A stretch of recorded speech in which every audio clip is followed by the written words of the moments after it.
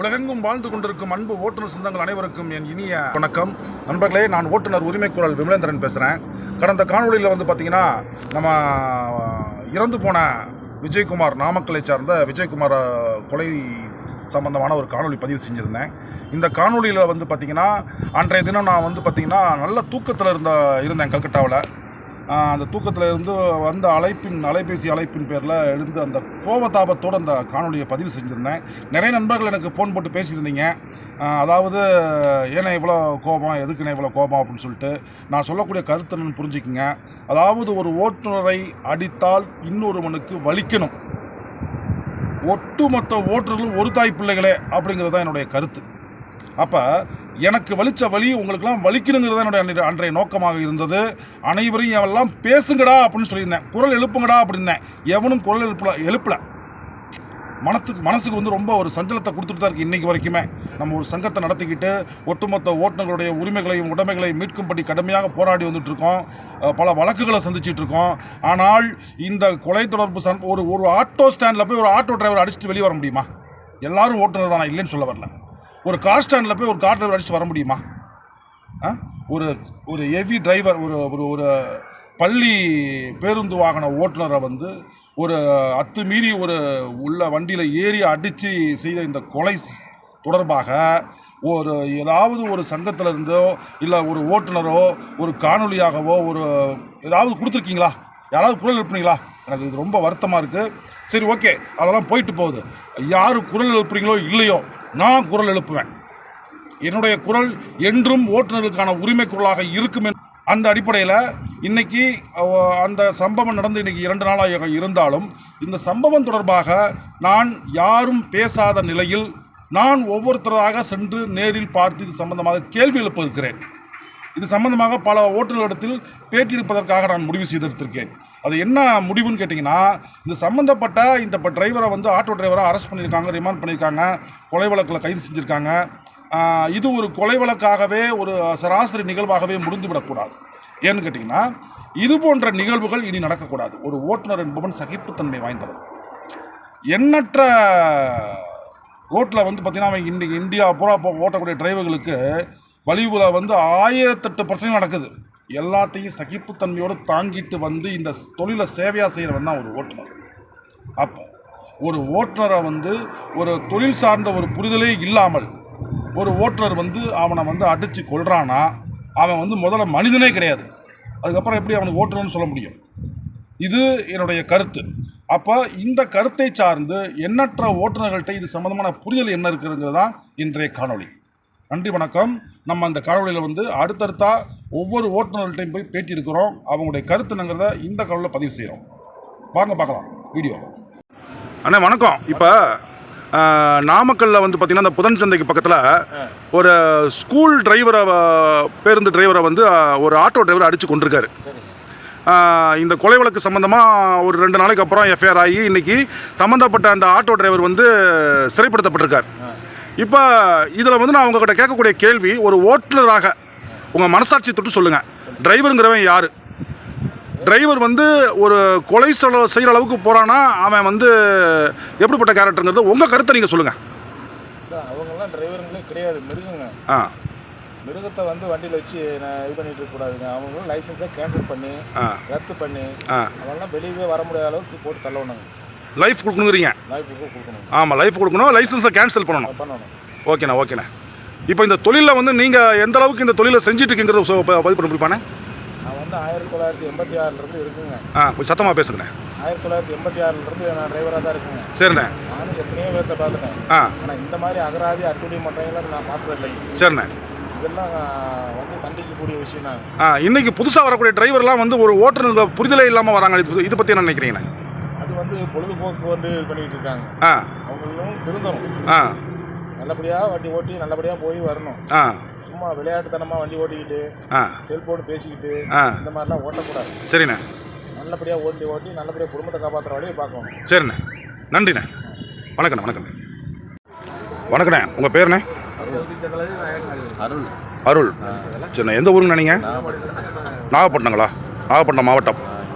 ஓகேண்ணே. இப்போண்ணே நாமக்கல்லில் ஒரு ஆட்டோ டிரைவர் வந்து பார்த்திங்கன்னா ஒரு பஸ் அதாவது ஸ்கூல் வேன் டிரைவரை வந்து அடித்து கொண்டது சம்மந்தமாக இந்த ஓட்டுநருக்கு அரசு வந்து இப்போ வந்து அவரை சிறைப்படுத்தி ஜெயிலில் போட்டுருச்சிங்க. அவருக்கு நம்ம ஓட்டுநர் சார்ந்து அவருக்கு என்ன தண்டனை கொடுத்தா நல்லா இருக்குங்க? அவருமே ஒரு ஓட்டுநர் அந்த மாதிரி சத்தமாக பேசுங்க. அவரே ஒரு ஓட்டுநர் தான். இன்னொரு ஓட்டுநர் அந்த மாதிரி துன்புறுத்தக்கூடாது. சரி, என்ன தண்டனை கொடுக்கணும்னா அரசு தக்க தண்டனையா அரசு வந்து ரத்து பண்ணால் நல்லாயிருக்கும். லைசன்ஸ் ரத்து பண்ணணும்னு சொல்ல வர்றீங்க? சரி சரி சரி. அதுதான் என்னோட வேறு ஏதாவது இந்த சம்பவம் சார்ந்து நீங்கள் சொல்ல விரும்புகிறீங்களா? ஏன்னா டிரைவர் வந்து இன்றைக்கி வந்து ஒரு சகிப்புத்தன்மையோடு இருக்கக்கூடியவன் தான் டிரைவர். அதாவது பெரிய வாகனங்கள் ஓட்டுற டிரைவர்களுக்கு வந்து எல்லா இதுவுமே தெரியும். சின்ன வாகனங்கள் அதாவது இலகு வாகனங்கள் பேட்சு லைட்டு அந்த மாதிரியான ஒரு புரிதல் கிடையாது. அரசு இந்த புரிதலை ஓட்டுநர்களுக்கு கொடுக்கணும்னு நீங்கள் பதிவு பண்ணுறீங்க. நன்றி நன்றி, வணக்கம்ண்ணே, வாழ்த்துக்கள். அண்ணா வணக்கண்ணே, உங்கள் பேருண்ணே? எந்த ஊருண்ணே?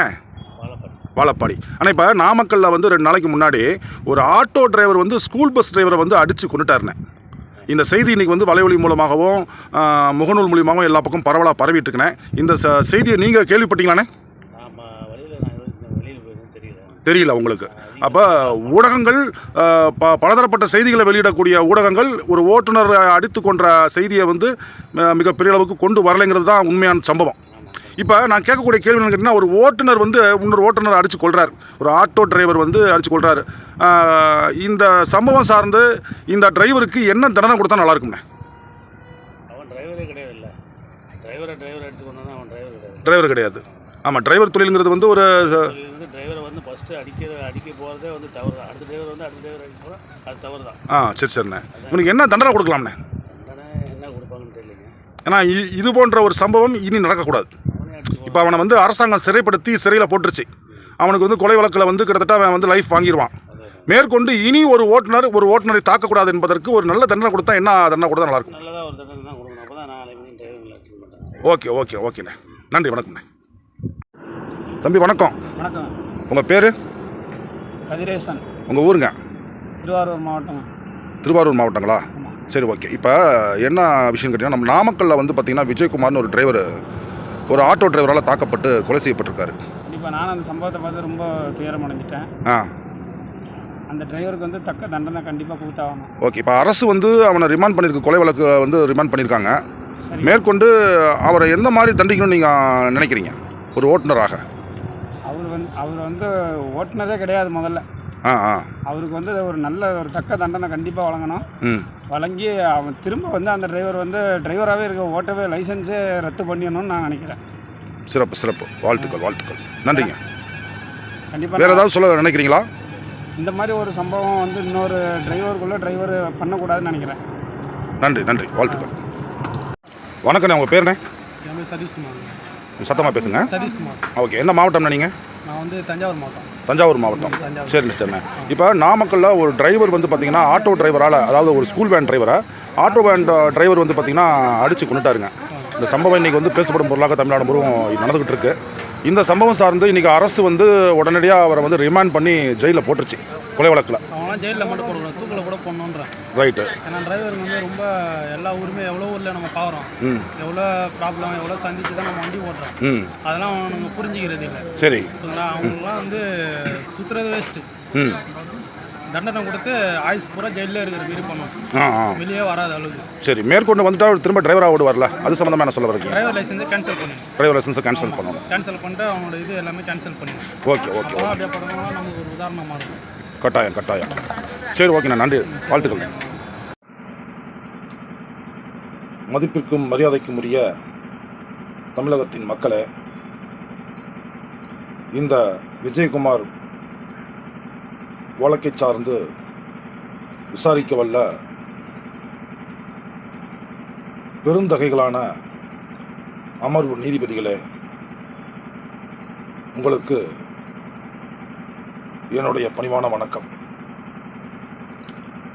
இந்த வழக்கில் நான் விசாரித்தவரை எண்ணற்ற ஓட்டுநர்களை நான் சந்தித்தேன்.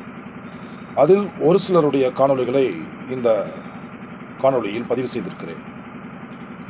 ஒரு சிலர் எனக்கு வீடியோ பேசி பழக்கம் இல்லை அப்படின்னு கடந்து போயிட்டாங்க. இதனால் அவரோட கருத்தை பதிவு செஞ்சுட்டு போயிருக்காங்க. மொத்தத்தில் 2 வருடங்களுக்கு முன்பாக மத்திய அரசால் கொண்டு வரப்பட்ட BNS 102 Part 1, 2 அப்படிங்கிற ஒரு சட்டத்தை நம்ம எதிர்த்து ஒட்டுமொத்த ஓட்டுநர் சங்கங்களும் போராடி அதை தற்காலிக தடை விதித்தோம். அந்த அடிப்படையில் ஒரு விபத்து என்பது நடப்பதற்கு 1008 காரணங்கள் இருக்கும். முதல்ல ரோடு தெளிவாக இருக்கணும். மேற்கொண்டு ஒரு ஓட்டுநருக்கான பணி பாதுகாப்பு, பணி வரன்முறை சட்டம், இது போன்ற விடயங்கள் கரெக்டாக கட்டமைக்கப்பட்டிருக்கணும். ஒரு நாளைக்கு அவன் எத்தனை மணி நேரம் டியூட்டி பார்க்குறான், அவன் காலையில் சாப்பிட்டானா, குளிச்சானா, இது போன்ற நிறைய விடயங்கள் தாண்டிய ஒரு தொழில் நிலைப்பாடு தான் நம்ம இந்திய ஓட்டுநர்களுடைய நிலைப்பாடு. அப்படி இருக்க இந்த BNS சட்டம் 102 Part 1, Part 2 நம்ம இந்தியாவுக்கு செல்லாது இப்போதைக்கு அப்படிங்கிறத அடிப்படையில் தான் அதை நாங்கள் போராடின அடிப்படையில் நீங்கள் தற்காலிகத்தில் நிறுத்தி வச்சுருக்கீங்க. ஆனால் இந்த வழக்கு, விஜயகுமாருடைய வழக்கில் அரவிந்த் என்பவன் ஒரு கொலையை செய்யலான்னா அவன் மனிதனே இல்லைன்னு சொல்லுவாங்க. அந்த அடிப்படையில் மனிதனே இல்லைங்கும்பொழுது டிரைவராக எப்படி அவன் இருக்க முடியும்? ஒரு ஓட்டுநர் என்பவன் மனிதனை தாண்டியவன், மனிதருள் மாணிக்கம் என்று தான் கூறப்பட வேண்டும். அப்படிப்பட்ட ஒரு ஓட்டுநருங்கிற அடிப்படையில் அரவிந்தை பார்க்க முடியாது. மேலும் ஒட்டுமொத்த ஓட்டுநர்களின் தொழிலை, ஓட்டுநர்களை கொச்சைப்படுத்திய, ஒரு கொலை செய்து கொச்சைப்படுத்திய இந்த அவமானிக்கத்திற்கு மத்திய அரசின் BNS Act 101, 102, Part 1, Part 2 அடிப்படையில் இவனுக்கு ஆயுட்கால சிறை தண்டனையும் 20 லட்சம் அபராதத்தையும் விதித்து, அந்த அபராத தொகையை இறந்த குடும்பத்திற்கு ஒரு இழப்பீட்டுத் தொகையாக கொடுத்து அரசு இந்த வழக்கில் நல்ல ஒரு தீர்ப்பாயத்தை வழங்க வேண்டும் என்று நாங்கள் ஓட்டுநர்கள் எதிர்பார்க்கிறோம். அப்படியாக இதுபோன்ற ஒரு நிகழ்வு இனி நடந்துவிடக்கூடாது என்கின்ற அடிப்படையில் தான் இந்த காணொலியை நாங்கள் பதிவு செய்கிறோம். நன்றி, வணக்கம். ஓட்டுநர் உரிமை குரல், விமலேந்திரன்.